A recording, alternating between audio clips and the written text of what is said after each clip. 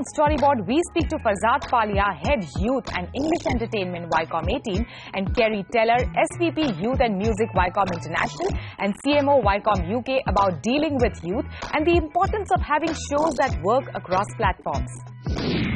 SANSOM Director, Contagious Insider, speaks about how his organization deals with the changing trends and the youth market. Former chairman of BBH New York, Cindy Gallup, is urging brands to make a positive change in the society through her startups If We Ran the World and Make Love Not Porn. And finally, Goel and Company and Haryana Group are speaking about their real estate offering in a very interesting way. Hello and welcome to Storyboard. This is Shibani Gharat. Every marketer today wants to target youth, but it is difficult to understand what youth really wants and what kind of content they consume. Ferzad, Palia, Head Youth and English Entertainment Viacom 18, and Kerry Teller, SVP Youth and Music Viacom International and CMO Viacom UK, speak to Storyboard on the sidelines of MTV India's Youth Marketing Forum, and they talk about shifting trends, dealing with youth, importance of social media, and having shows that work across both television and digital platforms. Let's take a look.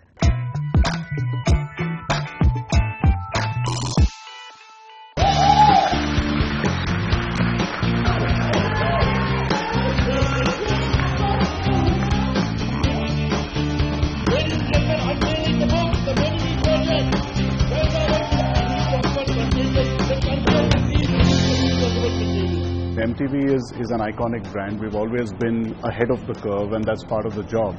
And that's a really, really tough job, especially when you're dealing with the youth, because the youth changes every few weeks.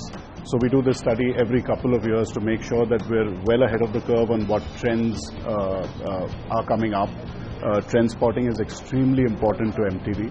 And what we also do is then we then take this back to our advertisers, because most advertisers would check, very specific things to their brands, but this is very, very broad where youth psychographics are concerned, on the way the youth is changing overall, and that helps a lot of our advertisers as well.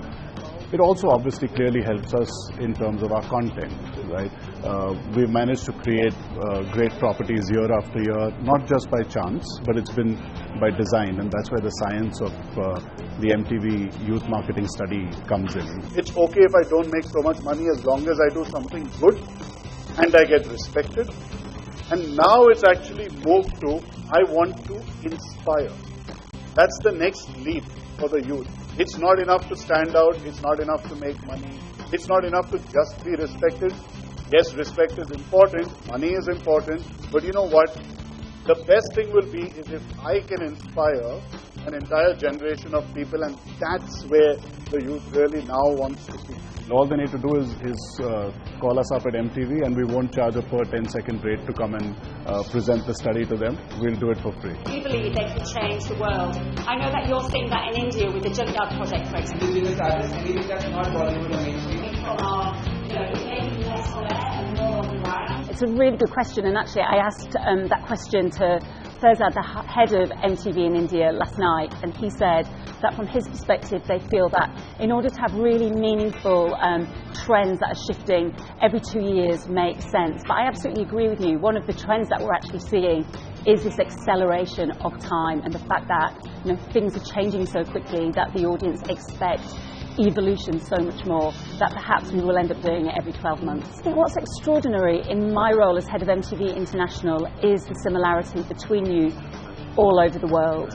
There are so many similarities. We have a show that's very popular in many of our markets. It's based on the US show Jersey Shore, and that show has a version in the UK, in Latin America, in Spain, in Poland, all over. It's about young people going out and having fun. And the fact that a show like that, not dissimilar to Splitsvilla or even Roadies in India, you really see a commonality in the kind of content young people enjoy. And in the trend work that MTV India have just recently announced, the trends that they're seeing, like the importance of family to young people, the fact that they're pragmatists and they believe that they need to work hard in order to succeed. All of these trends are things that we're seeing in every other market.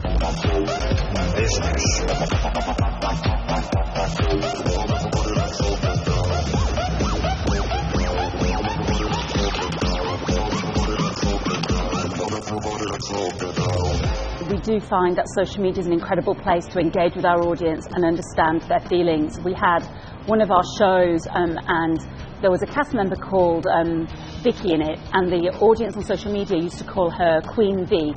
And so in the 6th season, we decided to make her Queen of the House. So the editorial of the show was directly influenced by social media and what people were saying there.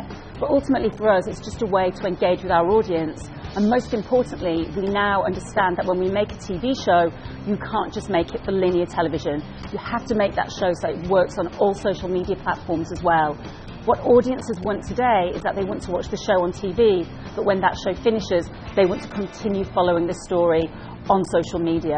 I think that's why reality shows like Splitsvilla, why the Shaw franchises in international markets work so well, because it's real people having real experiences, and then you can follow that story on every platform. In advertising, everyone wants their creative idea to be contagious. How does a brand and a strategic consultancy named Contagious Insider do it differently as compared to others? Will SANSOM Director Contagious Insider answers this for us while in conversation with Storyboard editor Andurangaswamy. Let's see what he has to say.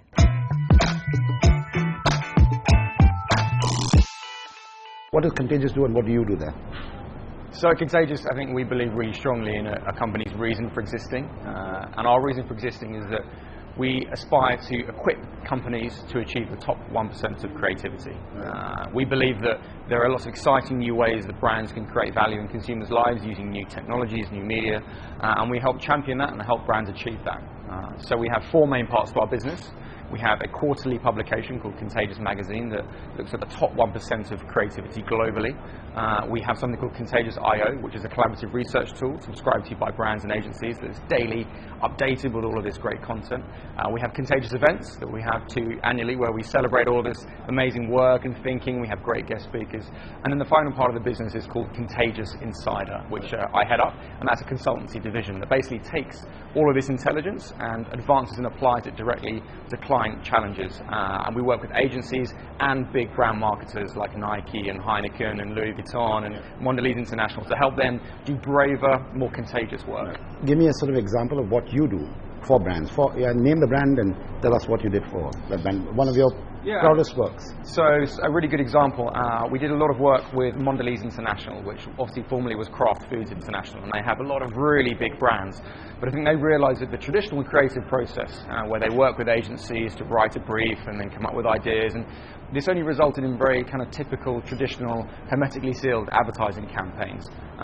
So we worked with them on something called Project Fly, which was essentially an innovation garage where they could take brand marketers, top creatives and strategists from their agencies, amazing external contributors, students, designers, artists, technologists, and put them in one space, almost like a pressure cooker, and take a brief and crunch that down to one sentence and make a one-sentence business challenge.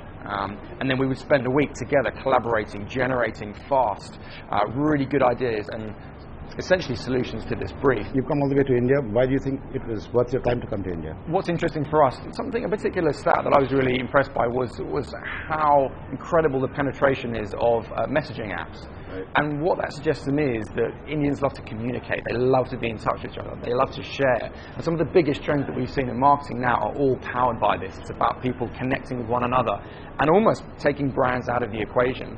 And that's a really fascinating challenge for brand marketers because they have to think, how can we get back in the conversation? How can we not be in control of it, but facilitate it? So I think India as a market is really interesting, and we're going to see brands do some very, very fascinating work. So give me the answer. How do you get consumers back into well, I think the most important thing is to try and relinquish a bit of control and not see yourself anymore as the one who's broadcasting a message and perhaps people can tweet about it or write about it on Facebook. No, people are actually going to have the conversation, and it's your role as a brand to give them something they want to talk about. And that's almost a PR thing, but I think that there are different ways that we can do this now, and it's not about the brand letting go all of its control, but rather seeing itself as more of an editor of a conversation rather than a creator or even a curator. Right. And tell me, those who don't come to the Youth Marketing Forum, what are they going to miss in your talk? So what they're going to miss in my talk really is hopefully a nice down-to-earth, structured sense of how the hell we can talk to young people now, because I'm going to start with some statistics about ad blocking. And I mean, one of the most popular third-party mobile browsers here in India, UC browser, has ad blocking built in. Over 200 million people globally use ad blocking, and so with this in mind, how the hell do you talk to young people? So I'm going to go through some simple ways that you can connect with young people. It's about collaborating, not just talking to them. It's about trying to treat them as individuals and not just demographics. And then the third thing is about how we can genuinely wow them with new kinds of experiences fueled by incredible technologies like virtual reality, augmented reality, and so on and so forth. You say talk to them as individuals. How do you do that? Are you suggesting use legally available big data and micro-target?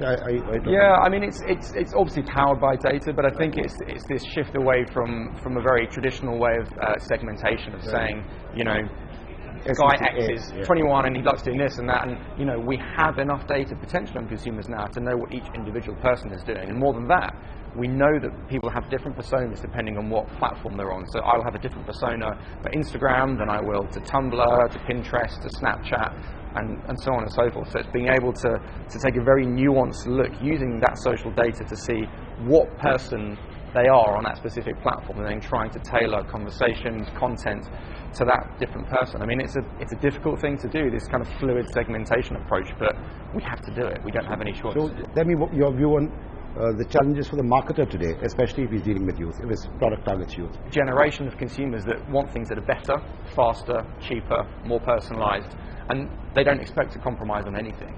And I think that's really difficult, because typically a given brand in a given category would compare themselves to other brands in their category, and it's not anymore. You've got to compare yourself to Amazon, to Uber, to Netflix, to the top brands that are really using data in a smart way to create personalized experiences that are just that bit better.